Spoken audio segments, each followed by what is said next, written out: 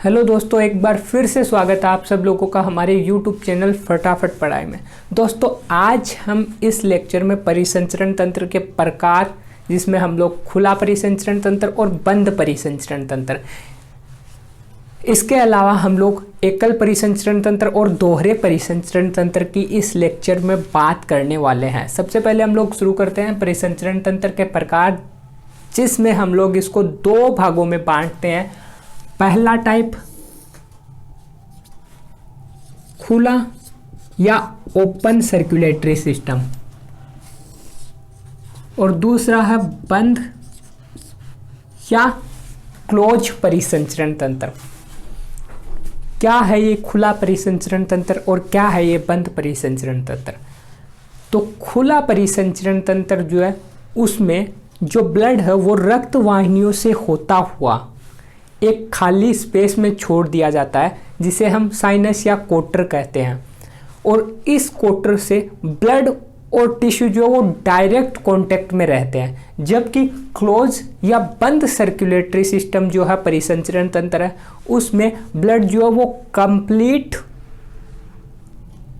रक्त वाहिनियों के अंदर से होकर गुजरता है।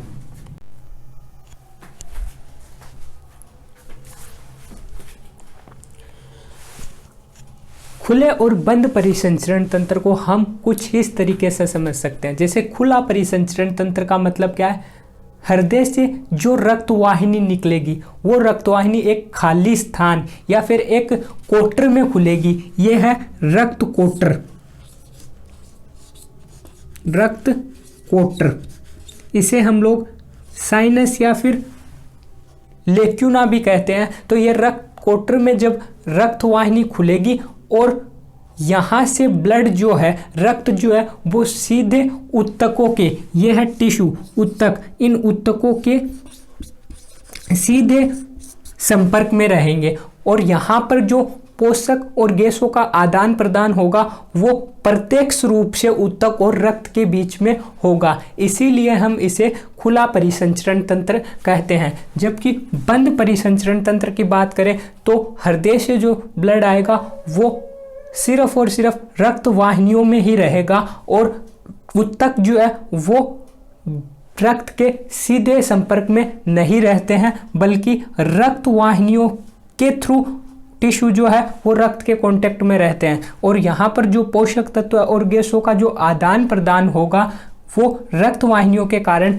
सीधा नहीं होगा, डायरेक्ट नहीं होगा, अप्रत्यक्ष रूप से होगा। इसलिए इसे हम लोग बंद परिसंचरण तंत्र कहते हैं। तो खुला और बंद परिसंचरण में जो डिफरेंस है वो यही है कि यहाँ पर जो ब्लड है वो सीधा ऊतकों के संपर्क में रहता है और यहाँ पर टिश्यू जो है, ऊतक जो है वो सीधे ब्लड के कांटेक्ट में नहीं रहते हैं। ब्लड जो है वो सिर्फ रक्त वाहिनियों में रहता है। जबकि यहाँ पर रक्त एक कोटर या खाली स्थान में आता है, जिसे हम रक्त कोटर कहते हैं। अब हमें जिस बात का ध्यान रखना है वो ये है कि खुला परिसंचरण तंत्र किस में पाया जाता है और बंद किस में पाया जाता है। तो खुला परिसंचरण तंत्र आर्थ्रोपोडा, हेमिकोडेटा और मोलस्का में। मोलस्का की एक क्लास है सिफेलोपोडा, उसमें बंद परिसंचरण तंत्र पाया जाता है। इसके अलावा हम लोग बात करें बंद परिसंचरण तंत्र की, तो इसका ध्यान रखना है ये एनेलिडा, सिफेलोपोडा और कोडेटा में पाया जाता है। तो अब हम लोग खुला और बंद परिसंचरण तंत्र में अंतर देख लेते हैं।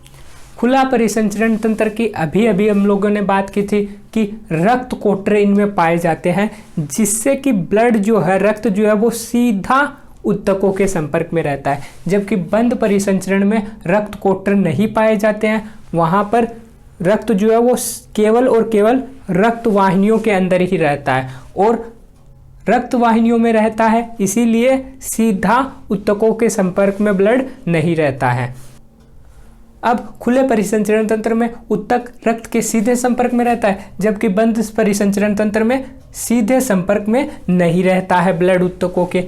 उसके बाद बात करें खुला परिसंचरण तंत्र में, रक्त जब ऊतकों के सीधे संपर्क में है, मतलब जो पोषक तत्व है और गैसों का जो आदान प्रदान होगा वो सीधा होगा, डायरेक्ट होगा, प्रत्यक्ष विनिमय होगा। तो इनमें पोषक तत्व और गैसों का जो विनिमय है वो प्रत्यक्ष होता है। जबकि यहाँ पर केशिका भित्ति जो होती है उन केशिका भित्तियों के माध्यम से गैस और पोषक तत्वों का विनिमय होता है। अब बात करें खुले परिसंचरण तंत्र के एग्जाम्पल की, तो आर्थ्रोपोडा मोलस्का में एक अपवाद है सिफेलोपोडा, इसमें अपवाद स्वरूप बंद परिसंचरण तंत्र पाया जाता है सिफेलोपोडा में। और अगला है हेमिकोडेटा, तो आर्थ्रोपोडा मोलस्का और हेमिकोडेटा में खुला परिसंचरण तंत्र पाया जाता है। बात करें हेमिकोडेटा की, तो हिंदी मीडियम की जो एनसीईआरटी है उसमें हेमिकोडेटा को बंद परिसंचरण तंत्र दे रखा है, लेकिन वो वहाँ पर करेक्शन है, हेमिकोडेटा में जो है वो खुला परिसंचरण तंत्र पाया जाता है।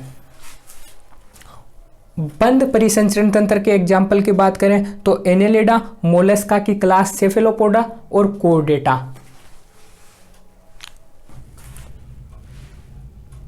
हाँ, तो अभी हम लोगों ने परिसंचरण तंत्र के प्रकार में खुला परिसंचरण तंत्र और बंद परिसंचरण तंत्र को कंप्लीट किया।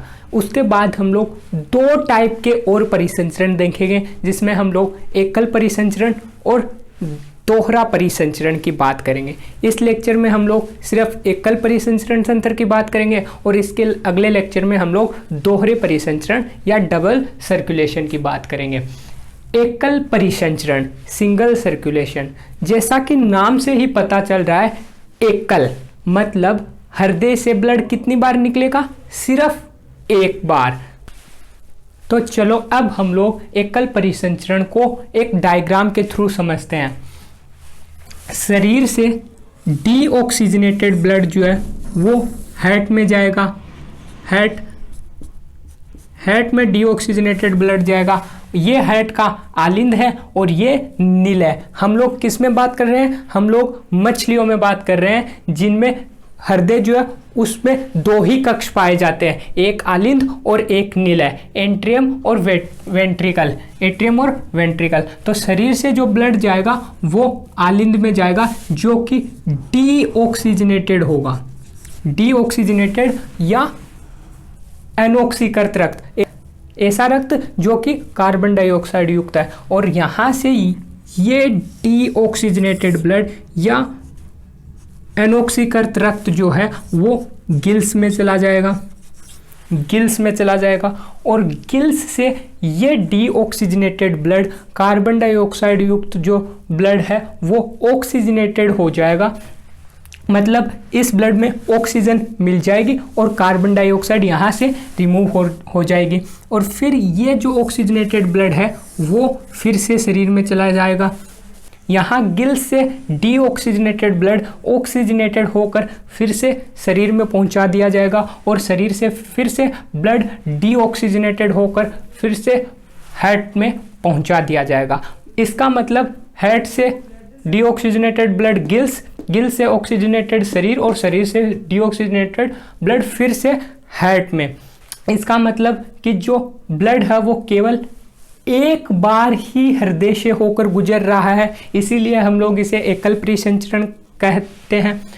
और हार्ट से जो ब्लड गुजर रहा है वो केवल और केवल डीऑक्सीजनेटेड ब्लड गुजर रहा है, एनॉक्सीकृत ब्लड गुजर रहा है। और ऐसे हृदय को हम लोग वीनस हार्ट या फिर ब्रेनकियल हार्ट कहते हैं। एकल परिसंचरण मतलब हृदय से केवल एक बार ही रक्त गुजरता है, हार्ट से केवल एक बार ही ब्लड गुजरता है एकल परिसंचरण में। और हृदय से जो ब्लड गुजरता है वो केवल और केवल डीऑक्सीजनेटेड रुधिर प्रवाहित होता है, केवल और केवल एनॉक्सीकृत या फिर डीऑक्सीजनेटेड रुधिर प्रवाहित होता है।